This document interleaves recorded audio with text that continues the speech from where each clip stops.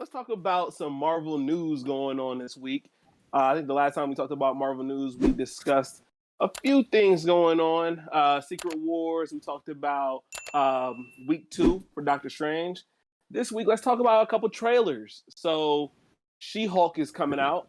I believe in August 14th. I believe is the date. Mm-hmm. It's obviously their next Marvel series after Miss Marvel, and they've already released the trailer, and it's gotten a little bit of backlash already because of CGI. What are your thoughts? Yeah, real quick before we start in on She-Hulk, kind of piggyback off of our last MCU conversation. So, Doctor Strange seemed like it was taking a nosedive the second weekend, right? It just passed the 800 million mark worldwide. Yeah. So much for that conventional wisdom, right? I mean, shit, who knows you could, have that precipitous of a drop for the second weekend and still be on track to do maybe a Billy, maybe if it keeps pace. So we'll see. Especially with Uh, Memorial Day coming up. yeah, for sure. She-Hulk. Okay, I'll preface this by saying that I was never really too into the She-Hulk series. Kind of as it is. Um, I think that okay. Let's start with the CGI. It pains me to say this, but I don't think that in terms of visual effects, right? I think there was a point in time when we talk about anything genre. You talking about comic books, horror, just action in general. I think Marvel and Disney, in terms of visual aesthetics, were leading the pack. I don't think that while they still, are up there, upper echelon, they still spend more than anyone else on the marketplace. I just don't think it's as clearly dominated as maybe it was in generations past. Like I can think back to, Marvel Phase 1 or 2 and there was just no one else that was close Mm-hmm. visually, right? There was nothing else that was matching that. Yeah. I don't think necessarily that's the case now. Okay. Um, it didn't look great. No. This did not look great. It didn't. I don't know. Usually, even with Miss Marvel to a certain degree, they give you something in there that makes you go, "Oh man, oh, that looks good." We're still not going to get Savage Hulk. It doesn't look like. You still got super smart, stoic, Yep. intellectual Hulk. Mm-hmm. I don't know, man. Like this is the first teaser trailer. There wasn't a whole lot that had gotten me excited about the series. I'll go even further to say that I don't think that it was meant to. I agree. I agree. I don't think it was meant to. Couple things that I got from the trailer is one, it's giving Shrek. It's giving Shrek a little bit. Like, why does she look like Princess Fiona? What's going on here? Uh huh. That's number one. Number two is that very feminine touch. I mean, we're going into her, obviously she's a lady lawyer. Obviously, she's got to traverse through life being a single woman. So she's like dating and I don't know. It was giving a real feminine vibe. It's like Marvel Sex in the City. Yeah, I was just about to say that. That Yeah. was the vibes it was giving me. Like, they had the scene where she's carrying the dude off into the room, and it was okay. I mean, that kind of stuff is funny, right? It's cute. Yeah. I just I'm not watching this shit for cute. Yeah. At least She's I'm not. I she's a understand that superhero. they want to attract as many women and children as humanly possible, and that's exactly why a lot of these titles have gone this way. I just wonder how heavy into the virtue signal can you lean? How heavy into the virtue signal can you possibly push? And firstly, how far are they going to push it on us as an audience before the general public starts like, okay, we're good with the after school special superhero movies. Can I get a little something more? I think the female push is heavy in Marvel right now with Shuri, with It obviously is, yeah. Thor, with Iron Man, with She Hulk. Like it's getting pretty It feminine in is here. very clear what Marvel has decided to do in Phase 4. Which, if it happened organically, I wouldn't have a problem with. But this is like very clearly, very poignantly an agenda. It's a marketing campaign, right? They are trying to signal very clear messages. Like, and I'm not even just talking through Marvel proper. I mean through Disney as a whole. You'll have a chance, make sure y'all head over to Kazuko Slevin's page and check out his review of the Boba Fett series, or the Boba Flop series, as he calls it. And he points it out, a lot on how Fennec Chan ends up outshining Boba Fett pretty much the entire series, and it's not to say, oh man, or get these women out of my comic books, or get these women out of my Star Wars. Like, it's not that. It's where you have to diminish the lead character or the titular character to make the supporting character seem stronger. It's like there's this level of dissonance that Disney writers have, where they don't see elevation as a symbiotic move. It's something where somebody has to be done away with or diminished to elevate. It's a very Succession way of thinking about, ascension. Yeah, um I don't know, but it's a very in any case, parasitic relationship almost. it's I mean, if you think about it, it's very anti-feminist. If you're going by the textbook definition of what a feminist is, it's very anti-equality to stamp out one person's representation in lieu of another. But I mean, that's not. I'm not on my soapbox today. That's not what we're talking about. In any case, She-Hulk, um, just did not give me a whole lot of what I would needed to have been interested in the series. Now it's teaser trailer, first one, and we'll continue to get more information. Mark Ruffalo is going to be in this series. I just, at this point, they still have to convince me on why I need to watch this. Fair enough. Fair enough.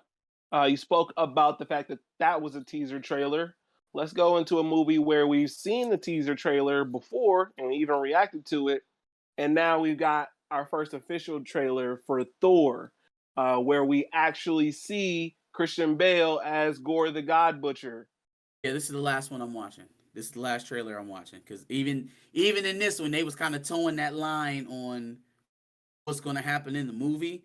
Because again, traditionally, Marvel has been very good with the fake out, with giving you something in the trailer that may or may not even be in the. They'll straight up lie to you. They'll straight up Yeah. lie to you. They'll straight up Yep. put a scene in the movie that's not in there at all. So, but Phase 4, it's been a little over informative. hmm Um, so I will not be watching any more trailers for Thor: Love and Thunder. Um, but what we did get out of it makes me scared as hell, man. Oh, it makes me scared as hell. It makes me scared as shit. Okay, so we got some images of Bash, but we did get some images of her, or seemingly of her, as the Egyptian, or formerly Egyptian goddess Bast, um, in Thor: Love and Thunder. I will say she's the only one that has a whole lot of dress and extra makeup and prosthetic, and on her face. I will leave that to my sisters in the MCU to tell how they feel about that. I just know I seen Valkyrie, pretty, nothing on her face, hair pulled back so you can see her the whole movie. Jane Foster, same shit, pretty blonde hair. She gonna wear a helm for certain parts of the movie, but most of the time it's just gonna be her face. So just throw that out there for y'all to deal with that. But in any case, we did see that she's going to be in the pantheon of gods. Then in the trailer that we just got, we hear Christian Bale's Gorr the God Butcher saying that he's going to murder all the gods. Mm-hmm. So let's go through the gods or godlike figures that we've seen, coming up here. You've seen Thor, obviously, Jane Foster. I think it's safe to say that both of them are going to survive. Yeah. Yeah. Sure. Oh yeah. Yeah. Valkyrie would be a pretty big death in this movie, but I think they'll still survive, right? They don't murk a whole bunch of people until they get to large scale event type things, right? And even then, they don't stay dead. Sure. So probably Valkyrie safe. Russell Crowe. Huh? Russell Crowe. Russell Crowe as Zeus is a prime candidate because that seems like a throwaway character. Valkyrie's not really a god, so I mean she could potentially go down. But I guess kind of what I'm getting at here is that they're not gonna have Gorr the God Butcher and he doesn't butcher any of the gods. They're not gonna have Gorr the God Butcher and he only murders one of the gods.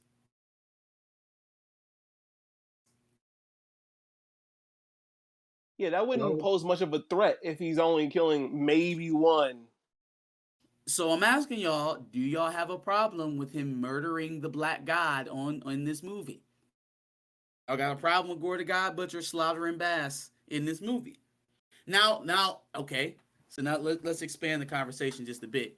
Is it that she cannot be killed in the movie, or does how she potentially meets her demise in the movie play a role in how it's going to come off to audiences as well?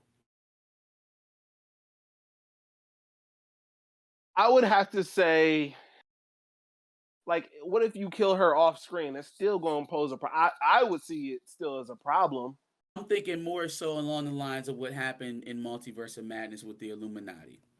So Monica Rambeau goes down in a blaze of glory fighting Wanda Maximoff.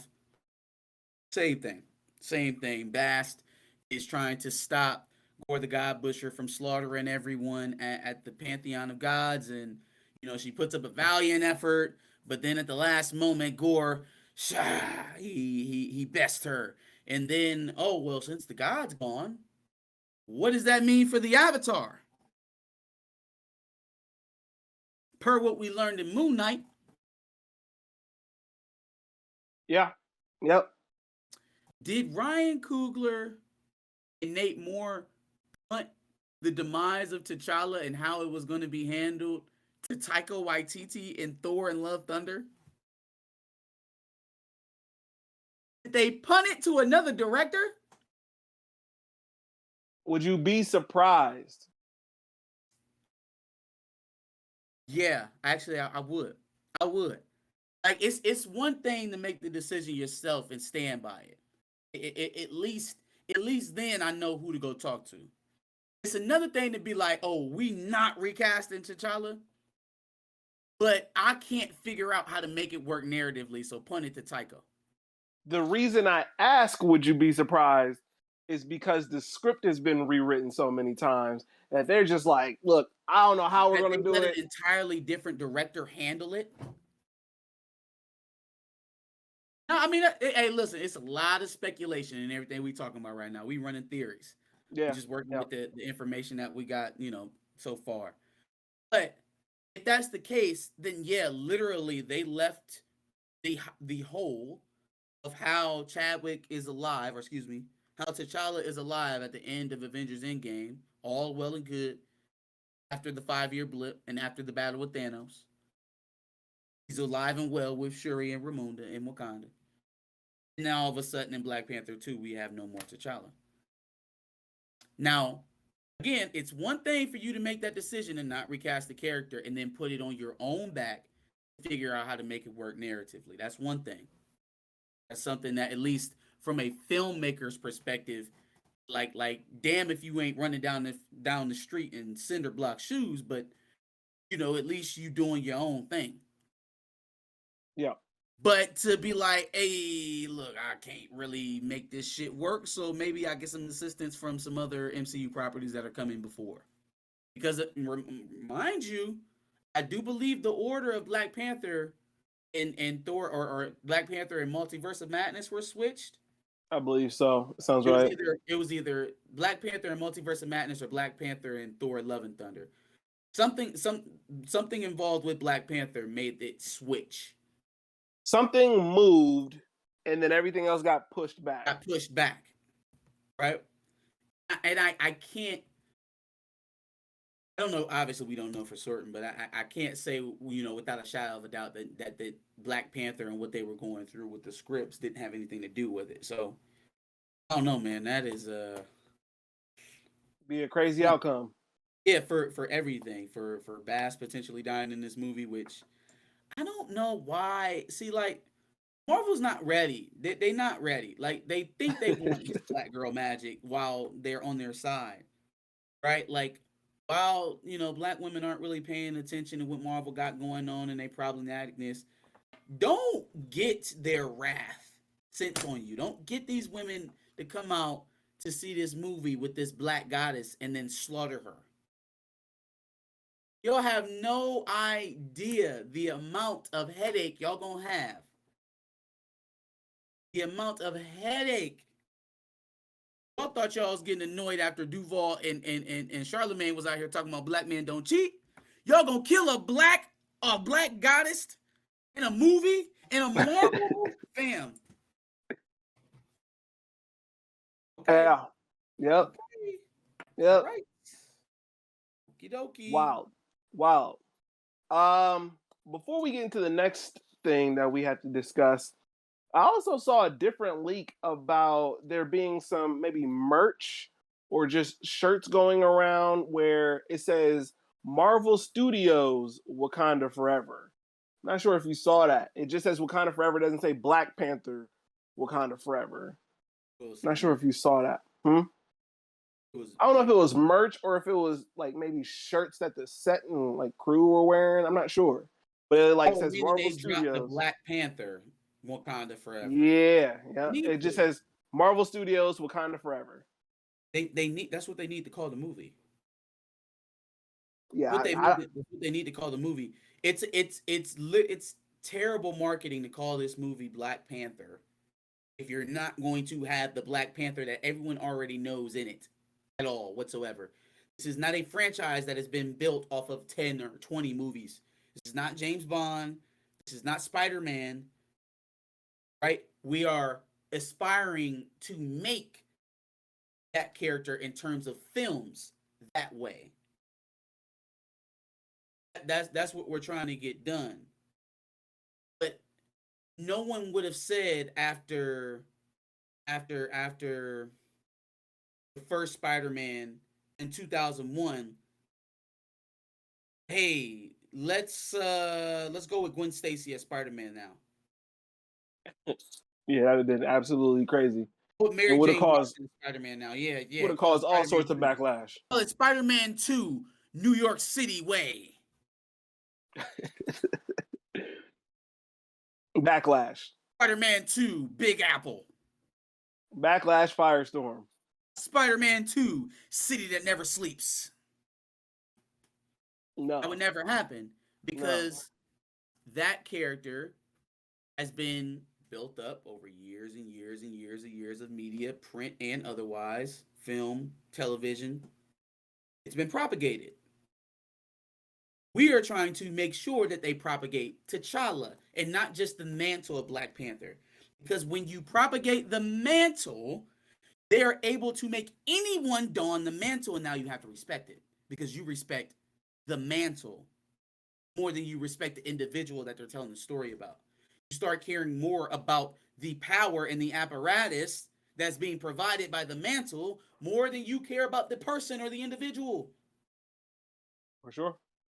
And at that point, I can plug in anybody, insert new black face every 10 years. We can just keep doing this shit over and over and over again.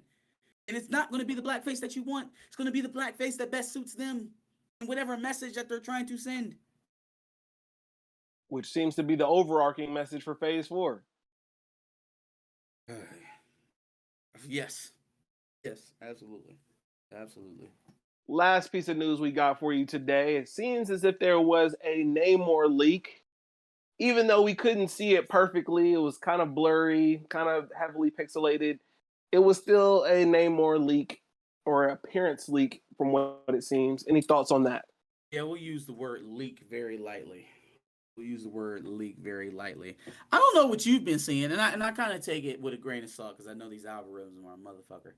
They'll feed you a dream about what people actually think. But I have not gotten a whole lot of positive buzz out of anything Black Panther related. And the reason why I'm bringing that up is because there's been a lot of interviews, a lot of um, cast member quotes around the movie and what we're gonna get. Tisha Wright, Winston Duke. Guerrera, Winston Duke. Um, I mean, you get up underneath these videos, YouTube, Twitter, Instagram. I am not seeing a whole bunch of people like, damn, I can't wait for Black Panther to come out. Yeah. Damn, I can't wait to see Black Panther. Man, Multiverse of Madness was that good? Damn, Black Panther must be even better. It's like none of that. I've actually seen more people talk about how great of a moment Black Panther 1 was. I've seen more of that recently than anybody talking about Black Panther 2. Like more of a reminiscing as of looking forward to the new project. I honestly, man, that might have just been a leak to try to get some excitement going. And another thing, I am not sold on Tanakh Huerta. I Okay. loved him in Narcos, and then I've watched Forever Purge twice. Now, full disclosure, Forever Purge is a god awful movie, so I can't blame him too much. But it wasn't a great performance either. Okay. I'm not sold on him carrying one of the most notable, first of all, the oldest Marvel comic book character. If I'm not mistaken, Namor was the first Marvel character. Pretty sure. He's one of the oldest mutants. So very, very like cornerstone character. If it ends up Hispanic working out, representation. yes. And if it works out, he should end up playing him for the next 10, 15 years, like a Robert Downey Jr. type. Yeah. I'm not sold on that. Now Marvel they don't usually miss on casting, so he must have done a hell of a job on his Audition. his audition, but man, I'm not convinced. Yeah. Convinced. Like this man basically has to play a different species. He's not a human being. I haven't seen him in much sci-fi. I haven't seen him in many things that did not include guns and large amounts of marijuana. So like Yeah, I no. don't know how this is gonna go, but we're gonna. Plus, mind you, with no Black Panther, he's basically gonna be leading the film. So no lead character. You're not sold on the fact that Homeboy can even provide life to this character in the way he should. The director has no history of making something out of nothing. Or Letitia Wright doesn't have very much history leading anything either. I can't say this looks very good, but we've known this. I wonder what's gonna happen with her. Because I don't see her coming back for a Black Panther 3. I don't see any situation. The only way she would is if this movie was an absolute smash hit, and there's not a formula for that. Where Disney doesn't come out looking like they promoted Chadwick Boseman's death to sell the movie. She doesn't seem the type to take a lot of slander very well.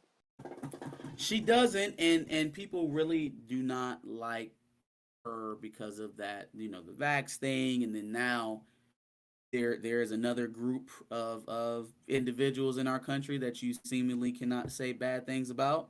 Not that she didn't say bad things about them. I think she was a little out of left field. Not really a fan of when people try to push their religious beliefs onto other people's lives. I'm not a fan of that. But in any case, there is still a group here that will legitimately put your career at risk if you talk about them too much. So I don't see how she keeps going at Disney.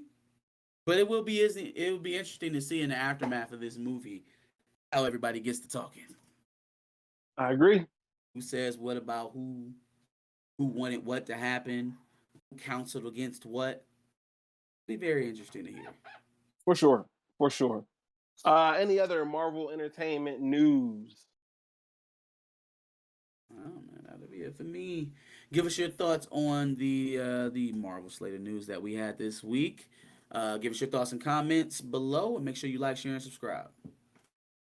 And make sure you check out our playlist full of Marvel information.